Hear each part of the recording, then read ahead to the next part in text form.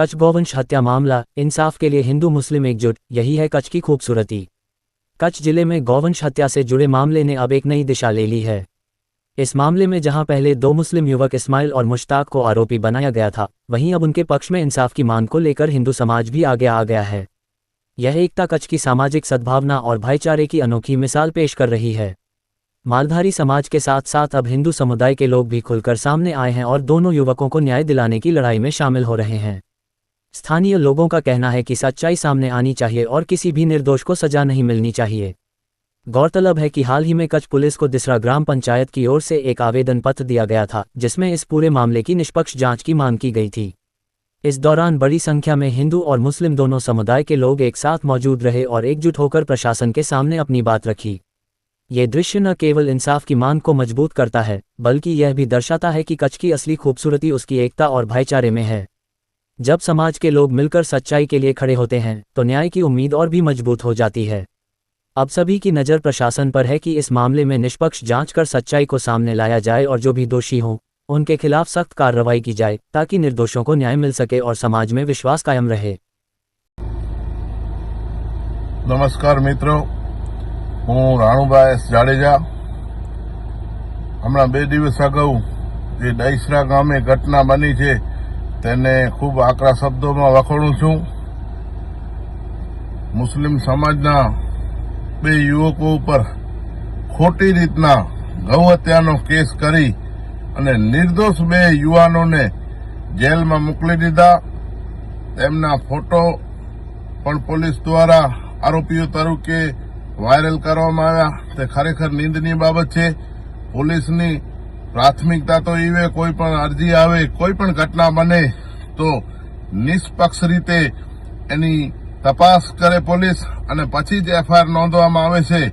परंतु आ डैसराना प्रकरणमां खूब ज खोटी रीतना 2 निर्दोष युवानो जे त्याना डैसरा गामना हिंदू मुस्लिम सर्वे समाजना लोकोए एम कीधुं हतुं के खरेखर आ दीकराओ द्वारा आवुं कोई पण कार्य करवामां आवेल नथी, तेम छतां पण पोलीस द्वारा खोटी रीते मुस्लिम छे गौ हत्या करी जशे एवी मानसिकता ज्यारे अत्यारे चाली रही छे, त्यारे आ खरेखर दुखद बाबत छे।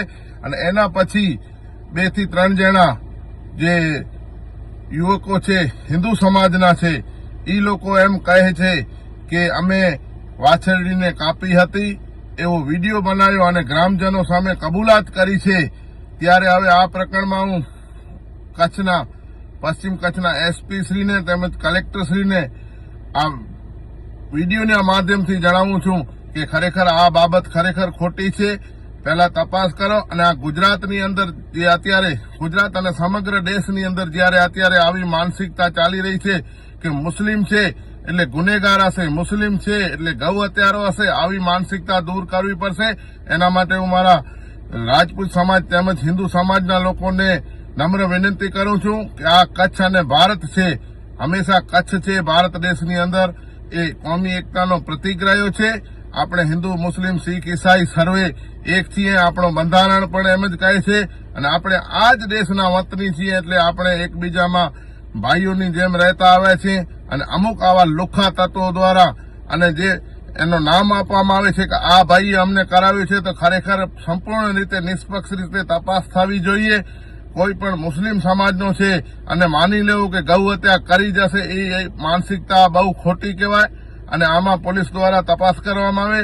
કચ્છ જિલ્લો એક કોમી એકતાનો પ્રતીક છે। અગાઉ પણ મુસ્લિમ સમાજના ઘણા લોકોએ આ દેશ વિરુદ્ધ જે પ્રવૃત્તિઓ થતી હતી એમાં પોલીસ અને બીએસએફને જાણ કરી અને ઘણી વખત દેશની વફાદારી બતાવી છે।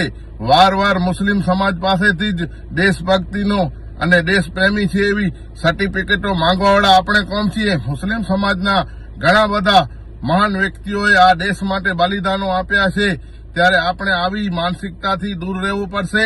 અને ઘણા બધા મારા પણ મિત્ર સર્કલમાં આવા મુસ્લિમ સમાજના લોકો છે, અત્યારે નોન વેજ પણ ક્યારે એ લોકોના પરિવારમાં પણ નથી ખાતા। તો આવી માનસિકતા આપણે જે વિચારી રહ્યા છીએ કે મુસ્લિમ હોય ને ગૌ હત્યા કરી છે, આ ખરેખર નિંદનીય બાબત છે। હું આ સમગ્ર ઘટનાને ખૂબ વખોણું છું।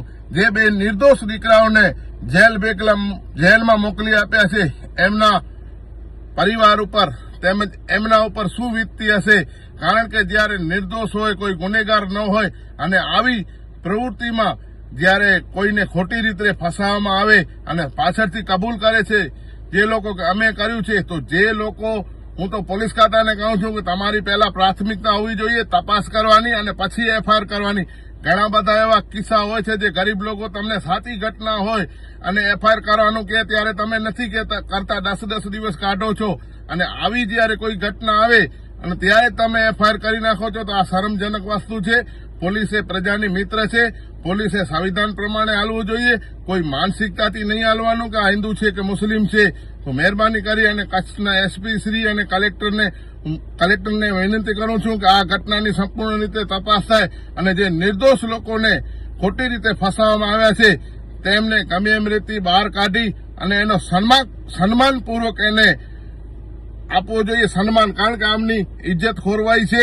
તો એને ઇજ્જત પાછી મળી રહે એના માટે એ બે યુવાનોને બહાર કાઢી અને એનો સનાતન હિન્દુ સમાજ તેમજ પોલીસ ખાતો તેમજ સરકારી તંત્ર દ્વારા એમનો સન્માન કરીને માફીપત્ર એમના પરિવારોને લખી દેવું પડે કે ખરેખર અમારાથી ભૂલ થઈ છે. તો આવી ઘટનાઓ ભવિષ્યમાં બીજે ક્યારે ન બને. આ કચ્છ માટે એક કલંકિત ઘટના છે. હું એક રાજપૂત ક્ષત્રિય તરીકે આ ઘટનાને વખોણું છું અને ભવિષ્યની અંદર આવી કોઈ ઘટના ન બને એના માટે હું પોલીસને અને સરકારી તંત્રને તાકીદ કરું છું અને હું ધન્યવાદ આપું છું દહીસરા ગામના સમગ્ર હિન્દુ સમાજના લોકો તેમજ મુસ્લિમ સમાજના લોકો જે આ ઘટના બાબતે બીજી જે હિન્દુ સમાજના લોકો હતા એનામાં વિડીયો બનાવી અને ચેટ સુધી તપાસ કરી અને ખરેખર જે સાચા ગુનેગારો છે એમને સજા મળે આના માટે પ્રયત્ન કર્યો.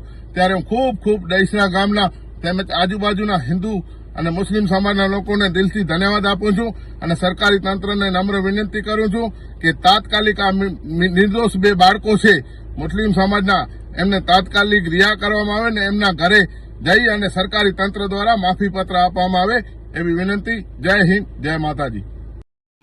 જય ભીમ, જય સંવિધાન, જય મંડળ. હું હરિ પરમાર, કચ્છ જિલ્લા અધ્યક્ષ ભીમ આર્મી.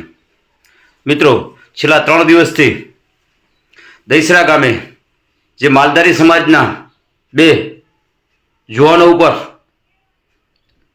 જે ગૌ હત્યાને મામલે ખોટી ફરિયાદ કરી અને એને સંડોવણી કરવામાં આવેલ છે, તે અનુસંધાને તારીખ 30/3/2026ના રોજ સવારે 11 કલાકે એસપી ઓફિસે આવેદનપત્ર દેવા જઈ રહ્યા છીએ. ત્યારે ભીમ આર્મી દ્વારા જાહેર સમર્થન છે અમારું. અને આજે છેલ્લા 3 દિવસથી સોશિયલ મીડિયામાં જે પણ એમના દ્વારા વિડીયો વાયરલ કરવામાં આવ્યા છે તે પણ એક હકીકત દર્શાવે છે કે ખોટી ફરિયાદ કરી અને ખોટા માણસોને ફસાવી રહ્યા છે. ત્યારે ભીમ આર્મી દ્વારા અમે પણ એને જાહેર સમર્થન કરીએ છીએ અને તન મન ધનથી આની અંદર અમે સાથ સહકાર આપશું. જય ભીમ, નમો બુદ્ધાય.